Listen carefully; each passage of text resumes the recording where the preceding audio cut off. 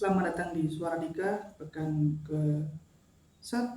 Pekan pertama, ada kayaknya sekitar 3 kejadian yang aku tulis di buku. Yang pertama, hari di mana aku mudik. Yang kedua, hari di mana aku pergi ke salah satu rumah dari teman lama. Yang ketiga adalah hari di mana aku pergi ke sebuah daerah. Yang pertama, mudik. Mudik ini biasanya kita alami itu setelah Idul Fitri apa segala macam. Biasanya di Idul Fitri atau di pekan-pekan yang ada libur panjangnya. Nah, di sini karena kemarin habis puasa, ini aku ngalamin habis Ramadan, terus ada libur yang lumayan panjang, jadi mudiklah kita satu keluarga ke Ponorogo. Nah, jarak antara sini sama Ponorogo itu lumayan jauh. Kalau naik sepeda itu biasanya sekitar 3 jam perjalanan. Naik motor berhenti ya mungkin 1 atau 2 kali dengan tempo yang sekitar 5 menit atau 10 menit. Nah, aku itu menganggap jarak perjalanan itu jauh kalau sudah lebih dari 2 jam. Kalau masih jarak 1 jam itu masih pendek, itu masih dekat lah. Tapi kalau udah lebih dari 2 jam itu udah jarak yang panjang, udah jarak yang harus ada istirahatnya gitu. Karena biasanya kan kalau ngantuk apa segala macam, takutnya daripada dipaksa itu malah jadi sesuatu yang enggak kita inginkan. Nah, hal-hal yang terjadi ketika mudik atau ketika kita hidup di atas kendaraan selama 3 jam adalah pantat panas. Apalagi kalau ke Ponorogo itu jalannya naik turun. Terus kita lewat jalan yang di Wonogiri, jalannya naik turun, bukan lewat jalur kota. Dulu emang sering kita kalau pulang mudik itu lewat jalur kota, tapi naik bus. Yang jadi permasalahannya adalah kalau kita naik bus, waktunya bisa menempuh perjalanan 5 jam pertama, bus nggak bisa ngebut. Bisa, tapi kurang efektif untuk nyelip-nyelip. Kedua, biasanya itu menunggu di daerah terminalnya itu terlalu lama, jadi banyak waktu yang terbuang. Karena dulu itu belum punya motor untuk bisa digunakan mudik. Sekarang alhamdulillah udah punya motor, mudiklah kita naik motor dengan pantat-pantat yang panas, naik turun gunung. Nah, aku adalah orang yang suka naik motor karena di atas motor aku bisa pertama ngalamun, dalam artian fokus ke satu tujuan gitu. Kita fokus ke jalan, kita fokus ke lubang, kita fokus menghindarin halangan-halangan yang ada di jalan. Jadi aku tuh suka di atas motor karena di atas motor aku bisa ngelamun dan dan dan nggak apa-apa gitu. Kalau kita ngalamun di sebuah tempat yang di situ ada orang, kita pasti dalam tanda kutip akan dianggap aneh karena kita diem sendirian, yang lain ngobrol, kita cuma diem. Nah, itu akan dianggap aneh. Tapi kalau kita di atas motor sendirian dan melakukan kegiatan diam dengan fokus, itu nggak ada yang mempermasalahkan. Dan aku, salah satu waktu yang aku suka adalah naik motor karena di situ bisa melamun. Yang kedua, selain bisa melamun dengan leluasa, Biasanya aku kalau di atas motor itu dengerin podcast, kayak konten audio yang lumayan panjang. Biasanya durasi itu minimal 30 menit, ada yang tapi rata-rata 1 jam, ada yang 1,5, tergantung kontennya yang mana. Nah, kalau aku lagi perjalanan yang jauh, misalkan butuh waktu tempuh 3 jam, maka paling enggak aku download di YouTube itu sekitar 3 atau 4 podcast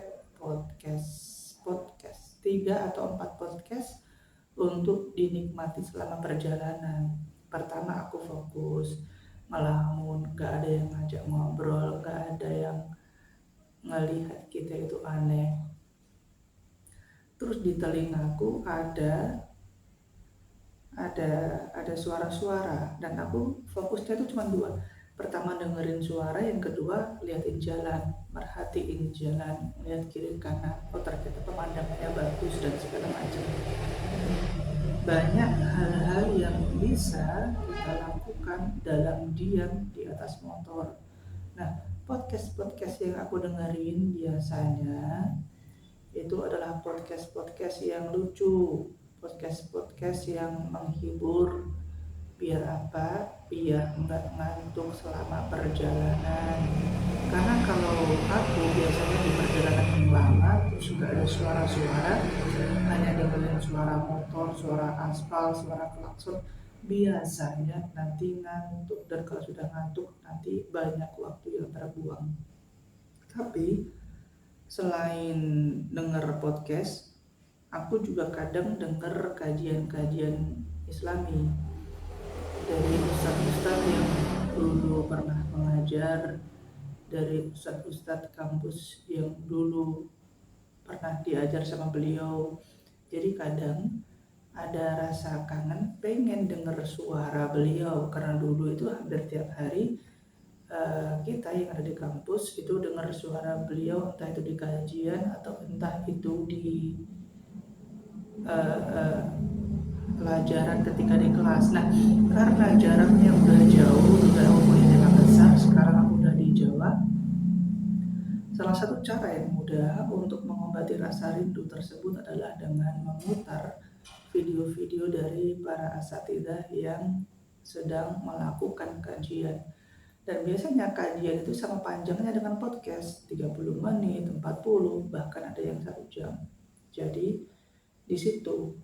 Terus ada juga kalanya pas waktu aku di atas motor murojaah, dengerin murotal yang suaranya jauh lebih bagus daripada bacaan saya sendiri. Karena biasanya itu kalau aku dengerin ayat-ayat atau kajian-kajian itu pas waktu lebih seringnya ketika banyak masalah. Karena biasanya setelah dengar itu apa segala macam agak tenang di dalam hati lah. Nah, cara lain untuk mengobatin rasa kantuk ketika di atas motor itu adalah ngunyah biji kopi. Ya, ngunyah biji kopi, bukan permen kopi, bukan nyeruput kopi, tapi ngunyah biji kopi. Jadi aku itu selama 1 atau 2 tahun terakhir itu kalau minum kopi itu beli yang bijian, terus digiling sendiri, diseduh sendiri. Jadi aku punya banyak stok biji kopi. Nah, kalau di jalan itu, kalau di rumah itu disiapin, aku bawa tuh biasanya beberapa biji kopi untuk nanti ketika di jalan udah dengar podcast, udah dengerin ceramah, dengerin kajian, dengerin ayat apa segala macam, tapi masih ngantuk, ya udah sambil ngemil kopi, dikremus, digigit-gigit, dihancurin pakai gigi sampai habis gitu lah. Kalau masih ngantuk ya biasanya cari masjid istirahat 10 menit, 20 menit untuk tidur. Dan di tempat mudik yang di Ponorogo itu, ketika mudik itu ada 1-2 hal yang memang kayaknya banyaknya itu ada di Jawa Timur. Yang pertama itu adalah balon udara, tapi bukan balon udara yang dinaikin kayak di film-film, bukan. Tapi jadi orang-orang di Jawa Timur itu biasanya mereka ngambil uh, plastik kotak itu dipotong, terus habis dipotong disambung lagi pakai api kecil, pakai api lilin atau segala macam, disambung nanti dari yang segini sampai yang gede gitu. Biasanya itu diameter tingginya 2 meter, ke sampingnya 1,5 atau 1 meter, tergantung siapa yang atau gimana orangnya itu mau membuat. Tapi biasanya bentuknya tuh kayak lampu kebalik gitu. Kalau lampu kan gini, itu kayak lampu kebalik gitu. Bawahnya itu nanti cara naikinnya dia pakai api yang dibakar, pakai kain yang dibakar. Jadi asapnya itu ngedorong plastiknya ke atas, terus kalau udah penuh plastiknya sama asap dilepas dia ke atas. Tapi belakangan kayaknya udah agak dikurangin karena banyak membawa atau beberapa kali membawa kerugian untuk orang-orang yang rumahnya itu kejatuhan balon udara. Jadi nggak semua balon udara itu bisa terbang sampai ke atas. Ada yang beberapa yang turun ke sawah, turun ke rumah, dan itu nyebabin kerugian yang nggak sedikit. Nah, selain itu di sana itu juga masih banyak sekali petasan. Nggak kayak petasan yang dijual-jual, mereka itu bikin petasan sendiri. Aku punya temen dulu ketika kecil, dia tuh punya buku pelajaran yang banyak, dikumpulin sama teman-temannya diambilin buku pelajaran tahun lalu yang udah gak dipakai, kumpulin, disobek semuanya halaman tengahnya, habis itu dibikin bungkus itulah untuk membuat petasan mercon namanya. Kadang ada yang segini, sekepalan tangannya gedenya, ada yang kecil-kecil. Nah, itu biasanya digantung di balon atau diletakkan di pinggir jalan, dikasih nyala terus pergi meledak. Nah, tapi itu yang biasa. Yang agak nggak biasa itu biasanya digantung di balon. Jadi balonnya yang tadi yang terbang tadi, di bawahnya itu dikasih gantungan mercon. Biasanya itu ketika mercon baru naik sedikit, itu yang meletus itu mercon kecil yang cuman sekelingking gitulah, tapi banyak. Jadi kayak petasan Cina yang merah-merah terus di nah kayak gitu, meletusnya tuh kayak rentetan yang panjang, terus berhenti, berhenti lagi gitu. Nah, nanti di ujungnya itu biasanya ada petasan yang gede. Itu kalau udah di atas biasanya ada 2, 3, 4 kali letusan, bukan petasan lagi, letusan tuh. Karena aku pernah, kayaknya mungkin 3 tahun yang lalu atau 4 tahun yang lalu, aku ngeliat biasanya mereka itu naikin balonnya itu pagi atau sore. Biasanya itu kalau pagi jam-jam 5:30 itu udah mulai kedengeran tuh suara petasan dari atas. Pernah suatu pagi aku keluar karena dengar suara balon, aku keluar, aku melihat ke arah suara, ada balon yang jaraknya cukup jauh banget, tapi balonnya tetap kelihatan gede gitu. Nah, suara yang tadi aku dengar yang perintilan kecil-kecil datang dari balon itu. Pas balonnya udah naik, di bawah balonnya itu visualnya itu kelihatan duluan, baru audionya nyampe ke kita. Jadi misal balon udah naik, visual bomnya, visual petasannya itu dia, jadi di bawah balonnya itu kayak ada kertas yang pecah, tak gitu. Habis itu 5-7 detik kemudian suaranya sampai di telinga kita, biar gitu.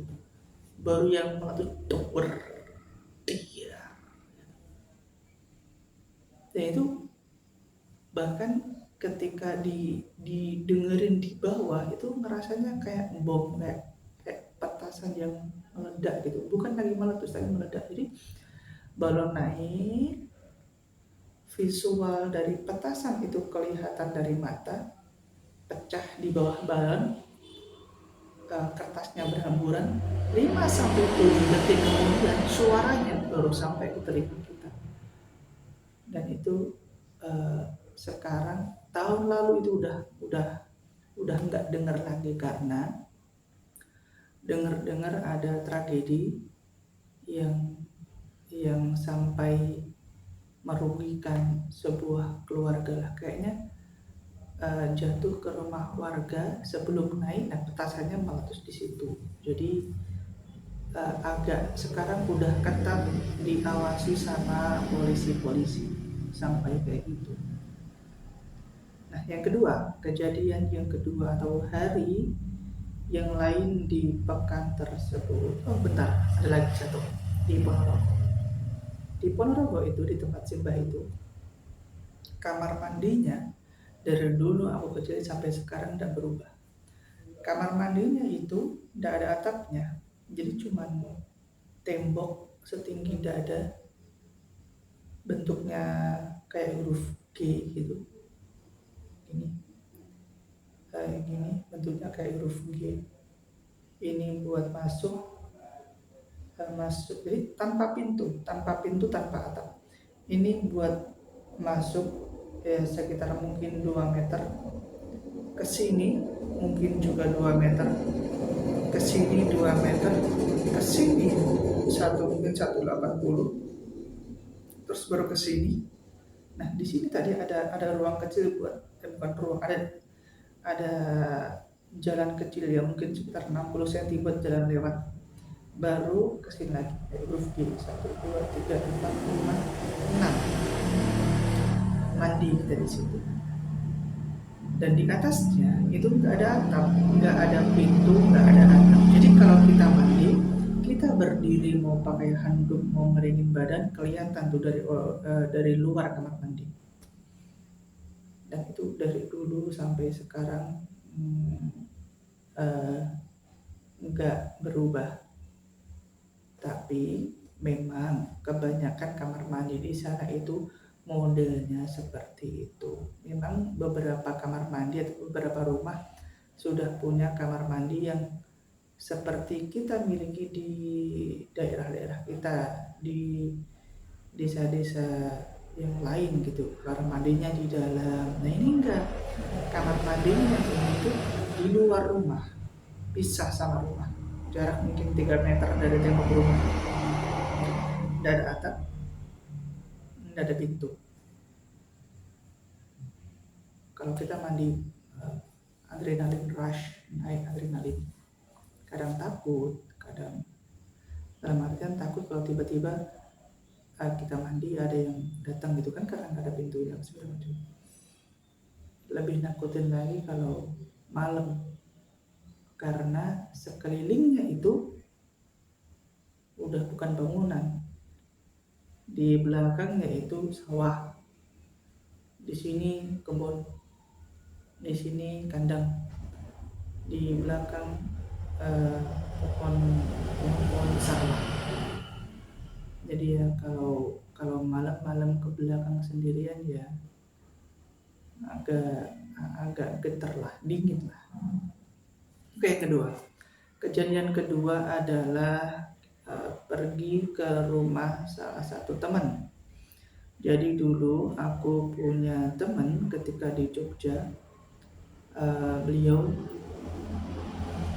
tinggal di Jawa Timur juga. Nah, di situ keluarlah banyak cerita yang dulu pernah kita lakukan ketika di Jogja. Salah satunya adalah kita itu pernah melempar LPG tabung gas yang warna biru itu ke dalam kamar mandi. Karena ada alasannya. Ada orang, jadi kita itu tinggal di satu rumah itu bisa belasan orang. Satu rumah itu belasan orang, tidurnya di kasur tingkat, satu rumah belasan orang. Kamar mandi satu tapi. Kamar mandi satu, orangnya itu belasan. Yang mandi ini tadi lama banget. Terus sampai dikasih peringatan sama, karena yang ngantri itu udah banyak banget. Yang ngantri itu bisa 7 lebih lah ngantri di belakang kamar mandi. Terus temanku ini dia punya badan yang paling besar di antara kita. Dia memandu beberapa orang untuk melancarkan dalam tanda kutip serangan. Dia bilang ke depan pintu, kalau dalam hitungan 5 misalnya nggak keluar, kita akan melakukan tindakan gitu. Kenapa bisa bilang gitu? Karena kamar mandi itu pintunya tidak bisa dikunci dari dalam dan nggak bisa dikunci dari luar juga sih sebenarnya. Tapi nutupnya tuh kayak didorong serapet gitu, kayak kekunci rapat gitu. Yang di dalam jeleknya dia nggak jawab. Jadi dia cuma bentar gitu, nggak jawab iya segala macam. Dikasih peringatan lagi, dia baru jawab bentar. Terus kita tinggalin lah. Habis kita tinggalin, tidak keluar juga dia. Kita kasih peringatan terakhir, kami hitung sampai 5. Kalau tidak keluar, kita kasih tindakan 1. Gak ada suara. 2, 3, 4, 5. Ada beberapa orang yang berkoordinasi di situ, kontribusi mereka. 1, dia buka pintu. Beberapa orang ngamanin jalan. 1 orang dengan jarak paling jauh dari kita, dia ngelindingin LPG yang warna biru, dilempar ke LPG-nya, LPG kosong, dilempar kontang, dan dia tetap nggak keluar. Nggak tahu kenapa, kayaknya perutnya emang mulus kayaknya. 1 kejadian itu. 2, itu salah satu dari kita, ada 2 orang, salah satu dari teman-teman yang lain, ada 2 orang yang kayaknya 2 atau 3 hari sekali malam-malam mereka itu pasti pergi ke sawah, nyari ikan, nyari kepiting, nyari apapun hewan yang mereka temuin. Terus paginya dibawa ke sakan, dibawa ke rumah, terus dimasak untuk lauk makan. Ilegal sebenarnya. Dan di malam itu mereka membawa sesuatu yang lebih ilegal. Jadi aku sama temanku tadi yang orang Jawa Timur, kita itu tidur di paling belakang rumah, paling belakang sakan. Kita nyebutnya sakan. Di paling belakang sakan, di paling belakang itu ada galon yang udah gak kepakai. Terus malamnya itu galon kosong. Pagi, dan 2 orang teman kita itu malam pergi mereka. Paginya ketika sholat subuh kita buka mata, melihat ke arah kiri, kaget. Aku sama temanku yang Jawa Timur. Kenapa? Karena tiba-tiba di dalam galon ada ular hitam. Ya, mungkin segitulah, 2 jari lah, 2 jari orang dewasa segitu. Ada ular hitam masuk ke dalam galon. Nah di atas itu ada tumpukan batu bata gitulah. Kita yang nggak tahu kaget kan, baru teman kita yang dua tadi bilang, tenang, ini kita yang nangkap tadi malam ularnya. Besok ketika pasar di depan itu ada, kita jual ke sana. Uangnya untuk nanti naktir teman-teman, gitu katanya. Tapi yang terjadi adalah nggak begitu. Ular kita tinggal, sholat apa segala macam. Ketika pulang, galonnya kosong, ularnya pergi. Ularnya bisa dorong itu segala macam, pergi dari galon. Permasalahan setelahnya adalah berarti aku paling enggak itu ada 1, 2, 3, 4 orang yang tahu kalau di rumah itu ada ular lepas yang gedenya segini, warna hitam. Terlepas dia dari berbisa apa enggak, yang jelas dia ular. Kita carilah ular itu, cari di bawah kolong, di bawah lemari, di belakang lemari, di kamar mandi, enggak ketemu. Akhirnya sorenya, pagi hilang kan, sorenya kita cari lagi ketemu. Besok itu salah satu dari kita berempat itu melihat ularnya itu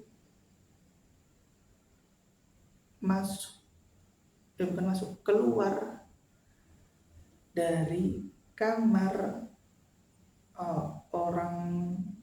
salah satu teman kita, yang berarti semalam boleh jadi teman kita itu tidur sama ular dan dia nggak tahu. Untung nggak kejadian apa-apa. Laporlah sama teman yang lain, kemarin kita nangkep ular, taruh di dalam galon, ularnya lepas, sekarang kita satu rumah sama ular. Panik semuanya. Malamnya jam 10, jam 11, orang-orang udah tidur, udah capek. Ada satu orang yang biasanya itu memang tidurnya itu agak larut karena dia baca buku atau nyambul buku. Dia melihat di depan kamar dia, kamarnya itu banyak yang gak ada pintunya. Di depan kamar dia lewat ular. Teriaklah dia, ada ular. Anak-anak yang lain, teman-teman yang lain itu ketika dengar ada ular semuanya bangun. Jadi tadi kan aku cerita ranjangnya itu ada dua, bawah dan atas. Orang-orang yang ada di ranjang bawah naik semua ke ranjang atas, takut kalau ular-ularnya tiba-tiba naik. Ada yang tiba-tiba naik di atas almari, ada yang naik di atas meja kecil, ada yang naik di atas ranjang 2. Temanku yang 2 orang tadi, yang dia malam-malam datang bawa ular hitam ini, dia pakai sapu, pentung itu ular, tak, tak, tak, tak, tak, mati akhirnya. Buang di belakang, seakan heboh kita malam itu karena diteror, didatengin sama ular. Yang terakhir dari cerita yang kedua ini adalah, jadi di angkatanku itu, temanku yang ada tinggal di Jawa Timur itu memang dia salah satu ikon dari angkatan kita. Aku kalau kembali lagi ke Jogja, banyak dari warga, banyak dari orang-orang sekitar itu yang kenal sama aku. Tapi kalau aku nyebutin aku angkatannya dari beliau yang orang Jawa Timur ini tadi, mereka langsung tahu, oh angkatannya mas ini. Nah itu alhamdulillahnya, semoga menjadi sebuah cerita yang baik, menjadi sebuah keberkahan di mana dalam tanda kutip umur kita bisa panjang karena orang-orang mengingat kita, mengingat beliau, mengingat dengan semua kebaikan-kebaikan yang pernah beliau lakukan di sana. Yang terakhir, adalah ketika aku pergi ke Magelang. Aku pergi ke sebuah tempat yang namanya Sukomakmur. Di sana memang jalannya itu bukan jalan yang bagus untuk dilewati. Jalannya itu jalanan pedesaan yang naiknya itu ampun-ampunan. Kalau motor itu motor tua, motor yang nggak pernah diservis, yang nggak pernah diganti olinya, kayaknya nggak bisa naik sampai ke atas. Apalagi kalau boncengan. Tapi dengan semua yang kita lewatin dari bawah sampai ke atas, memang terbayarkan. Apalagi kalau jadi background dari view yang kita lihat itu harusnya sebuah gunung kalau nggak ada kabut. Kalau ada kabut, view yang bisa kita dapat adalah hamparan luas, kebun sayuran. Tapi kalau memang tidak dapat, yaitu tapi minimal kita dapat view itu. Tapi kalau alhamdulillahnya cuaca baru cerah-cerahnya, kita bisa dapat view gunung gede banget. Nah, itu adalah salah satu tempat yang bagus banget,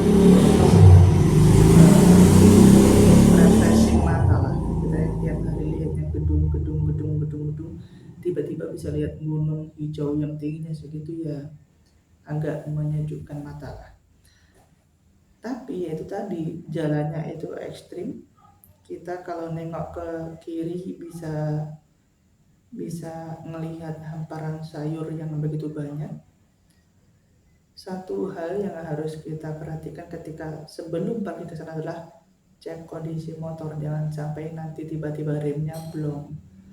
Jangan sampai nanti pas nanjak nggak kuat, sama cek kondisi badan. Kalau lagi nggak fit, kalau lagi ngantuk, jangan ke sana.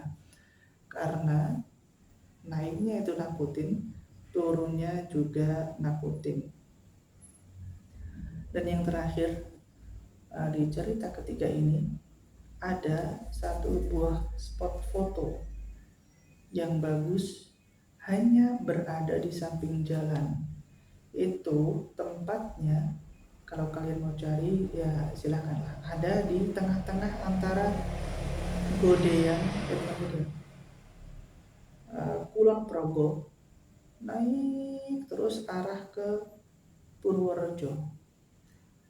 Nanti karena ada beberapa simpangan, cari aja jalan yang naik terus, naik. Karena tadi nanti ada jalan yang naik sama jalan yang naik, tapi naiknya itu nggak setinggi yang satu ini. Cari yang naik terus. Nanti di ujung tanjakan itu ada belokan yang bagus banget, belokan kayak S gitu, huruf S. Di belokan tersebut kalau masih ada, karena beberapa pohonnya itu ditebang, jadi situ ada pohon pinus yang tinggi banget, dan spotnya emang cuma di situ tok. Kalau kita ke depan sedikit lagi udah nggak sebagus yang di situ, ke belakang sedikit lagi juga nggak sebagus yang di situ. Bagusnya cuma di belokan itu. Kalau kita foto di situ, boleh jadi orang-orang ngiranya itu kita foto di tempat yang jauh. Jadi itu dulu. Kita ketemu lagi di bulan April pekan kedua.